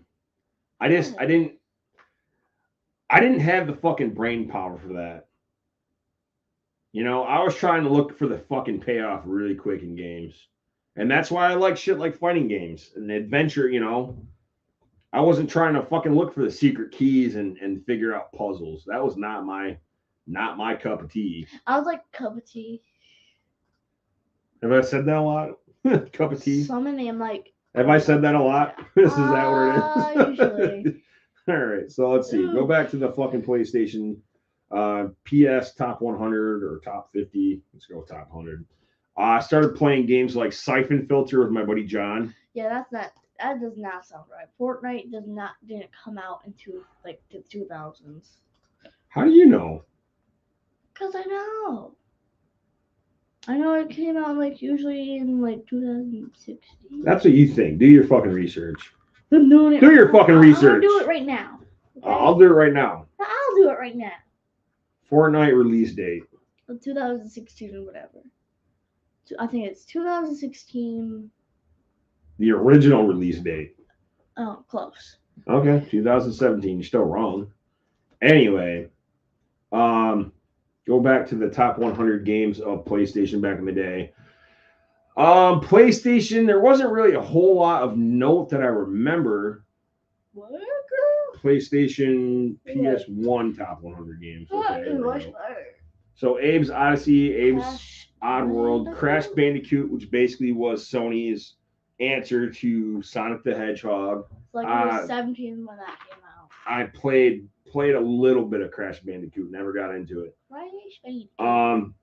I got a little bit more into the fighting games as this progressed. Resident Evil 3. Stuff like, wait a minute, I was talking dick.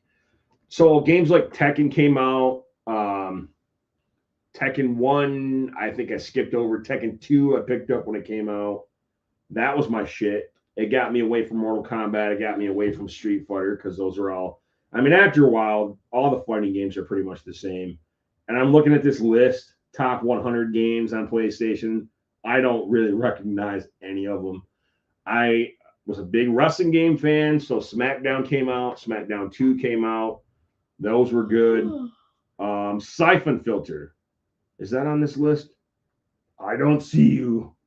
Yeah, you're good. You're good at wrestling games. And I'm good at shooting games, and I beat you. Okay, well, that cool story, bro. All right, so Siphon Filter was probably one of the first shooters I really got into. It had a multiplayer game. I don't want to say multiplayer game. It had a two-player mission mode where you could like duke it out with your opponent. I played against my buddy John. Was it that? Was it that game? I don't remember that game. I remember playing the game, but I don't remember it being on PlayStation. Anyway, I became really good friends with grenades because I would just hold the button to like activate the grenade and then just randomly launch it. Like it would automatically throw the grenade in the direction in which your opponent was. Like you didn't have to aim for shit. Yeah, but Sometimes I got him, sometimes I didn't. yeah. Sometimes he would kill me and go and collect my ammo, but I had already been holding on to that fucking grenade for a couple seconds. So after he kills me, the grenade would fucking kill him because I was holding on to it Funny. for so long. So like, I'd win and I'd lose at the same time. It was great. yeah. Until now, you can't. You have to find where their opponent is and then throw it. All right. So according to my notes, some of the notable games that I had for PlayStation: Destruction Derby, Mortal Kombat Trilogy, as well as I first started playing Resident Evil with PlayStation 1. And that was, oh, dude, that was a shit show. Does everybody remember when they got introduced to Resident Evil? You guys remember that shit? Okay. There we go. Because he knows. Vampire Hunter D. Driver. I'm not going to say one way or another if I'd watched it or not. I want to think I probably did rent it or play it at somebody's house, but I don't remember ever owning it. So PlayStation 1 also gave me Resident Evil. Everybody was talking about it. They're like, oh man, you got to play this fucking awesome zombie game. You got to play it in the dark, you know, all this other shit. And I rented it. This was back when we had Panorama Video. And Panorama is where the Dollar General is on the corner up here now. So before you get to Polly's, there's a Dollar General. That used to be a video store. And the return box on the outside is still there. Oh, dang. I think they sealed it up, but it's still there. Anyway, everybody told me go get Resident Evil. I got Resident Evil. It was the director's cut. And let me show you some of the videos from this, Lena, because you're going to be like, you're going to be like, compared to what we have now, probably going to have to go check on your sister here in a little bit. Yeah, she's probably like. She's probably out cold. She's probably out cold. Okay, so this is Resident Evil, the director's cut, which came out. Fuck, I don't remember when it came out.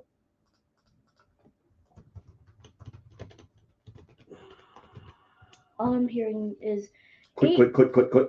and 8-bit explosions. Not 8-bit. See, when we get into the PlayStation, it bumped up to 32 bits, I believe. I know, but I'm just hearing that 97. in my mind. Okay, so here is Resident Evil. Ah.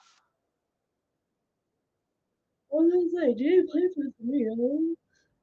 So look at the blockiness of these I characters. know, it's scary, man. It's like, Well, like you're in this empty. This is how we went through doors. Okay, you didn't know what the fuck was on one side of the door or the other. boom, zombie. Dark, dark, and all you hear is like little low music. Yeah. And then you hear these creepy ass footsteps. So I remember in Dead Rising when you We're not talking about Dead Rising. I know. We're gonna get to Dead Rising. You give me a minute. We're gonna get to Dead Rising. But anyway, the crazy part about Resident Evil is I would be walking down. Let me see if I can pull that particular video up. Resident Evil director's cut. Evil director's cut. There we go. Breakfast. Dogs. Yeah, they were scary As AF.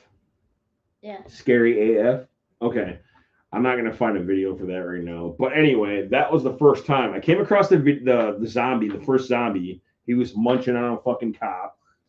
And that was scary by itself. You had one single zombie coming at you, and I shit myself. But it was another one of those puzzle games that I always got, disenchanted with because there was just too much going on. You have too many items. You don't have enough ammo because, you're not conserving. You're just ready to fucking blow the holes through the zombies' heads and shit like that, But yeah, there was this one moment where in Resident Evil Director's Cut, you're walking down this hallway. There's no music playing. All you hear is the footsteps of your character. And then as you get closer to the end of the hallway, all these fucking dogs jump through the window at you. It's like, surprise! Yeah, it was scary as shit. Like I said, there was no music playing. It's quiet, completely quiet except for your footsteps. And then all of a sudden, like 4 or 5 dogs jump through at you. Yeah, that's why I hate because like if I'm in a nightmare and then you're gonna get jump scared in your dream, whether you pee yourself in your life. Yeah, there are a number of times where I almost peed myself with this game. Resident Evil was crazy shit. In addition to the PlayStation, I also found one of my favorite all-time top 10 games. It was called WCW versus the World. All right, so WCW versus the World. This came out for PlayStation. This was back when we still had a Toys R Us. It was my introduction, as far as I know, to THQ, which was a big staple in my world of video games because all the games that you played on the N64, those were THQ. This was like the big dog because like you had the grapple, you had your strong grapple, your weak grapple, your medium grapple, you had your finishing moves. You had a plethora of characters, not just the well-known guys on TV, but you had the bullshit ones. And I don't mean bullshit ones like they didn't matter. I mean bullshit ones like they were disguised or named because of like copyrights and shit like that, So you had a lot of well-known fictional characters, but you knew who the fuck they were if you were a wrestling fan. So we had Chris Benoit, we had Dean Malenko, Eddie Guerrero, the Giant, Jeff Jarrett. Hulk Hogan. I don't remember Jeff Jarrett being on that. Okay, anyway. Hulk Hogan, Lex Luger, Masahiro Chono, Ric Flair, Rick Steiner, Scott Steiner, Lord Steven Regal, Sting, and the Ultimo Dragon. In addition to Yoji Angel, Jushin Liger, we had the Great Muta, Gary Albright, Scott Norton, Takamichi Noku, the Great Suzuki, Tarzan Goto, Kensuke Sasaki, Stan Hansen, Hiroshi Hazashi, Sabu, Hiroshi Tenzan, Bruiser Brody, Tiger Mask, Fujiwara, Mil Mascaris, Ricky Choshu, Terry Funk, Jumbo Shruda, Road Warrior Hawk, Carl Gotch, Giant Baba, Steve Williams, Ken Shamrock. You had a lot of fucking people on this game. A lot of fucking people on this game. Yeah. What the heck? What? Road Warrior Hawk is way worse than Overdose. What? Road Warrior. Oh yeah, see the names were made so that they couldn't get sued. So those are bullshit names. The blue ones here, the links are the actual people that they're portrayed on. Oh. But anyway, Overdose on drinks. Oh yeah, he did pass away at an early age. Let's see. So gameplay. I'm gonna go through all the characters, show you all the characters. After we see this motherfucking ad for Peacock. And you know what? Speaking of ads, we haven't done any ads for any of our sponsors. Dudes. For any of our sponsors. So I'm gonna go ahead and get that out of the way too. Yeah. We don't have anybody fucking watching, so it doesn't matter. That's sad. All right, we're gonna mute. We're gonna go ahead and mute the mics really quick because I don't have this loaded onto StreamYard yet. So go ahead. Having fun? All right. Yeah. We're gonna have the motor after we get this finish this up. Yes.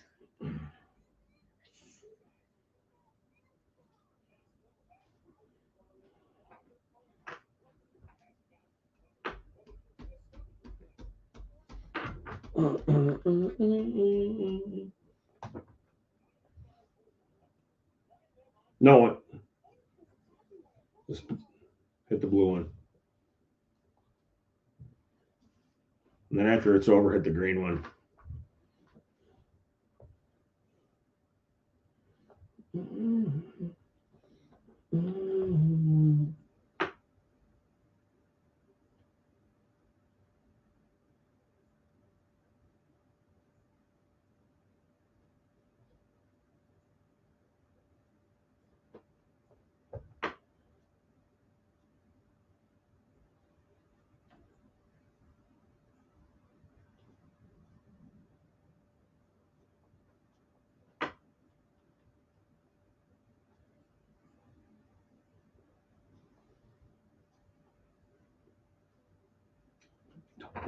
For you.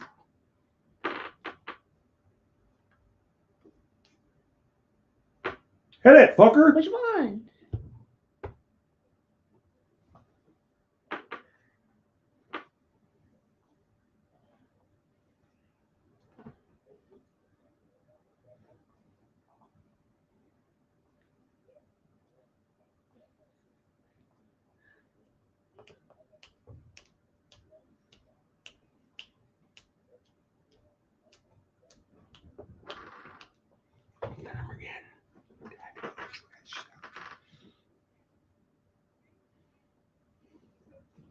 Unmute the mics. Alrighty, we're back. So we were talking about Resident Evil. Resident Evil 2, when that came out, that was crazy as hell because it was the first game that I had that was 2 discs. Yeah. As a matter of fact, I take that back. I think Abe's Odyssey was 2 discs, or that might have been the Exodus. One of those games. I had at least two games that were 2 discs, and that was pretty fucking wild. Resident Evil 2 still stands true as one of my favorite zombie games. Favorite games of all time.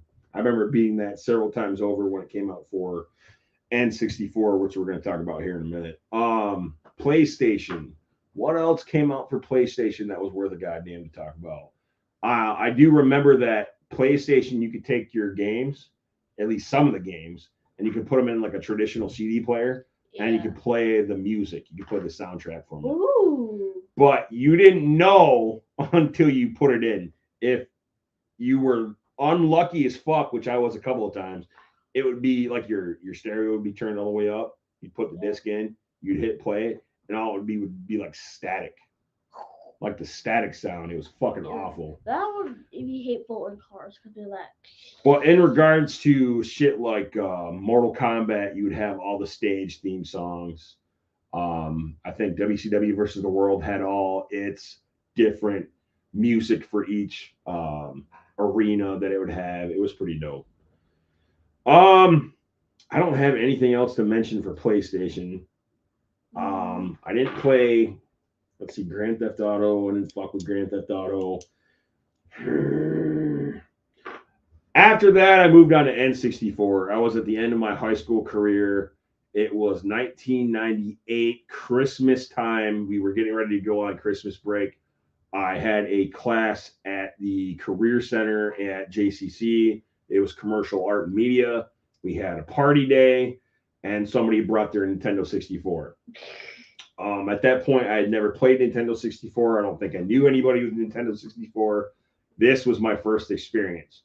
And somebody brought WCW versus NWO Revenge for the Nintendo 64. This, next to WCW versus the World, is probably my favorite, still to this day, my favorite wrestling game of all time. Yeah, every time in whatever grade we would have a party, someone would bring their Oculus. All the virtual reality shit? Yeah. Jesus. They're like, let's play Oculus. Does anyone want to turn? Okay, so a lot of people that I've ever tried to convince to play a wrestling game, like my buddy John, they got hooked in by WWF No Mercy, which came after Revenge. Now, Revenge, it was on the same game engine as WCW versus the World. It was THQ. And I'm going to go over the list of characters if it's on here. Licensed. Ever since, I mean, this game right here, I'd been itching to play some of the Japan versions, you know, but like in regards to PlayStation or Xbox, you had to have your shit modded to do that. You know what I mean? Those games just were not available. I didn't have the know-how, and I didn't want to risk fucking up my system trying to mod it myself. But there were so many fucking games. And if you go back, I mean, if you just go back to wrestling-based video games, they go back all the way to the fucking early 80s, man. Arcades, you know, I know that Technos had the Super WWF Superstars game. They had the WrestleFest game. You know, later on, I mean, All Japan had their own games. Super Fire Pro Wrestling had their own games. But THQ was where it was at for me, man. New Japan, there's so many fucking games that came out for the current consoles that I never got my hands on. I'd only seen gameplay on YouTube, and it pisses me off. Yeah. You sound like Will. Yeah, that sounds good to me. Shout outs to Will. Hope you're doing good, buddy. Yeah, where hey man, he's being a grown up like everybody else, man. We're all going through shit.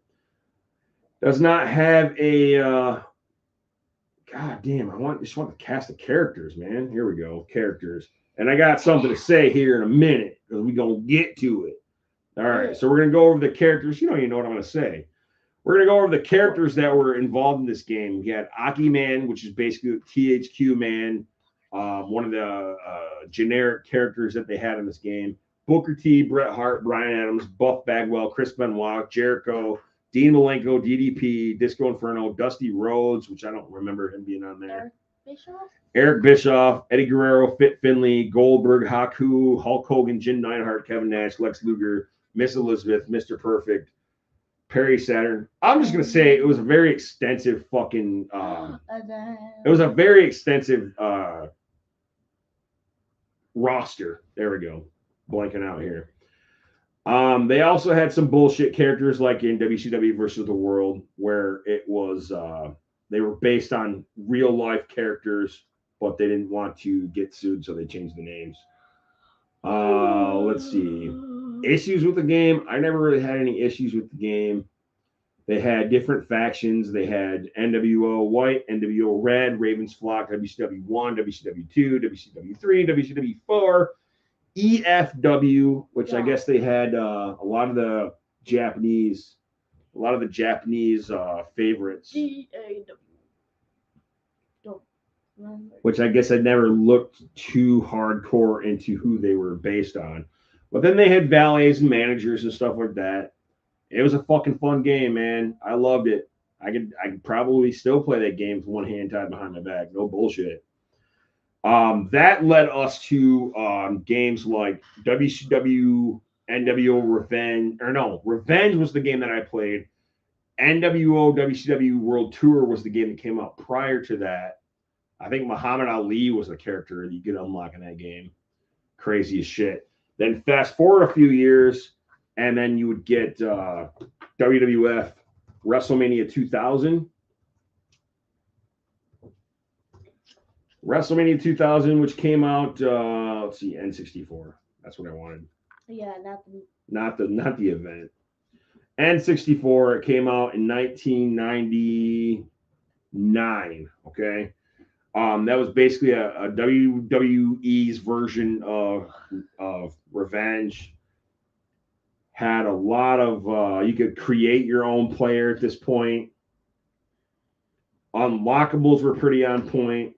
Still a pretty hardcore favorite in my book. Yeah. But everybody fucking played No Mercy. Everybody I talked to that was a non-wrestling fan at this point played No Mercy. They remember No Mercy more than anything. And it's still a fucking favorite. That came out in 2000 by THQ as well. I think that was the last game that THQ did. Stop it! It's my notepad. My notepad. N64 games. I don't remember a whole lot about those. I never played Mario 64. I was not interested.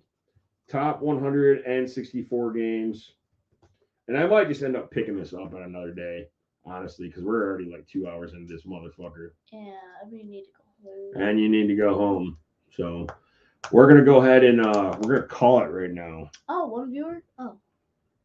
Yeah, the podcast of pains on here. That's how I'm listening on here. I think I can knock out GameCube really quick. So I'm gonna knock out GameCube really quick because GameCube was the next system that I got. I don't remember who the fuck. I think it was at this point I started hanging out with my buddy John, pretty hardcore, and he had gotten himself a Nintendo GameCube. Let me see if I can go ahead and get this GameCube. This is what happens when I don't have Will because I'm off the rails.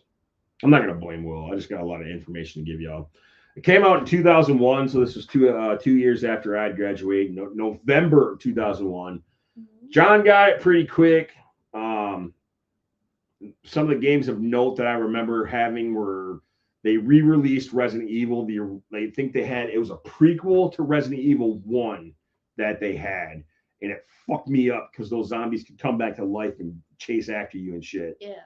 And the discs were like little. They weren't like normal sized fucking. They weren't normal sized DVDs. They were like a quarter size of the DVD. But SSX Tricky, I say fuck it. I'm gonna go ahead and call it, and I'll pick it up on the GameCube. It's all good. We got all the commercials. We got all the fucking sponsors and shit in. So we're gonna call this motherfucker today. It is 2 hours. I'm gonna fucking finish this bitch tomorrow, with or without Will. It don't matter. Thanks for joining us. You want to say anything? Go Cardinals. Go. Because that's your mascot. I know. Go Cardinals. You're a terrible host, Lena. And Party One. Better than Will, but you're still a terrible host. So thank you. Appreciate it. Thanks to DragonBuddy, Lunar Girl. Thanks to who else is watching today? Mom, maybe Mom. I think. Mom wasn't watching. Steve Long was watching. Oh, and then that was it. I think that was it. So yeah, we're gonna go ahead and call it. It's 2 hours. I'm gonna finish up this conversation tomorrow once I get out of work, and hopefully Lena, maybe Piper will make an appearance if she's feeling up to it. Hope so. Part 2 will be in regards with GameCube on up to where we're at today, which is PlayStation, aiming for a PlayStation 5, but still rocking a PlayStation 4. So thank you guys for joining in, giving all the your tidbits and your info and your feedback and all that. I appreciate it. I appreciate you guys going in. Check out the Patreon. Check out the TeePublic. Still got shirts up there. As far as the Patreon goes, I am offering fucking sketches, man. I'm doing sketches now. I'm whoring out myself. I'm doing sketches. So if there's it's on the Patreon. I don't remember what I said I was going to offer up for you guys, but for a limited time only, certain financial I will, for money, I will fucking draw you guys something and send it to you and it'll be yours. So check it out. Each. No, I'm not going all that hardcore. I'll go cheap. I'll work cheap with you fucking guys. Basically, any money I make off this is gonna go to buy more fucking alcohol. So that's all I need. So yeah. Until next time, until tomorrow. Until tomorrow. We got who's how do you view who's in the fucking in the chat? Live viewers. I don't know. I don't know who's in the chat. I go down. Well, whoever's watching now, just keep commenting so we know. Oh, there we go. That's DragonBuddy saying bye. All right, thanks, man. Appreciate you guys dropping in. Love you. We'll catch you on the flip side. We're gonna finish up this this video game pilgrimage of mine tomorrow. They gotta get them home, and I stink, so I need a shower. You always stink. Like Lucifer's breath. So whatever. So until next time, until tomorrow. Yes. Be excellent to each other. And party on. Yeah, my fuck yeah. I want too much of it. Who needs Will? Yeah, who needs Will? Okay. Who needs Will? All right, so let's send him out with a little something. It's called the House of Pain. Thank you to Matt from My Nirvana for selecting this selection. Yeah. To send us out. I think it's good. It sounds good. Yeah. But we're gonna talk. Tomorrow we're gonna talk Astronomicon 6.5. We're gonna talk Monroe Pop Fest and the rest of the video game patronage. Yeah. And that's about it, man. So go check out ATSW The Escape Pod every Wednesday on Tubes of You, 7:05 p.m. Eastern Standard Time. Be excellent to each other and party on, dudes, right? Yeah, let's party on. All right, good shit. And see you tomorrow.